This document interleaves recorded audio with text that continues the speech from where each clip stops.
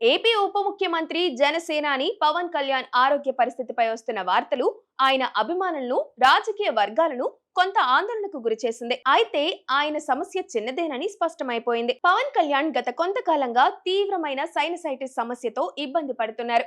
ముఖ్యంగా శ్వాస తీసుకోవడంలో ఇబ్బంది కలగడం, అలసట వంటి కారణాలతో శనివారం సాయంత్రం హైదరాబాద్ లోని అపోలో ఆసుపత్రిలో ఆయనకు ముక్కుకు సంబంధించిన డే కేర్ సర్జరీ విజయవంతంగా పూర్తయింది.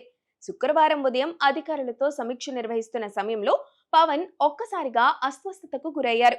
శ్వాస తీసుకోవడం కష్టంగా మారడంతో వెంటనే వైద్యులను సంప్రదించగా వారు ఎంఆర్ఐ స్కాన్ నిర్వహించి సైనసైటిస్ తీవ్రతను గుర్తించారు.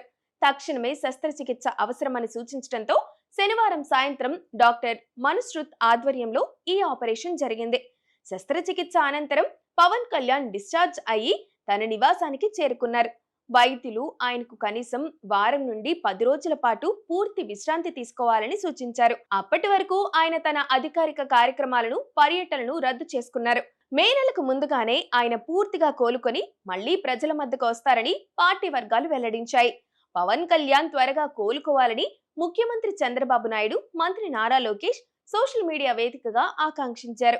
మీరు సంపూర్ణ ఆరోగ్యంతో మరింత శక్తివంతంగా తిరిగి రావాలి అని చంద్రబాబు నాయుడు ట్వీట్ కూడా చేశారు. వైద్యుల సూచన మేరకు విశ్రాంతి తీసుకోండి పవనన్న అని నారా లోకేష్ పేర్కొన్నారు. అభిమానులు కూడా తమ అభిమాన నాయకుడు త్వరగా కోలుకోవాలని ఆలయాల్లో ప్రత్యేక పూజలు నిర్వహిస్తున్నారు.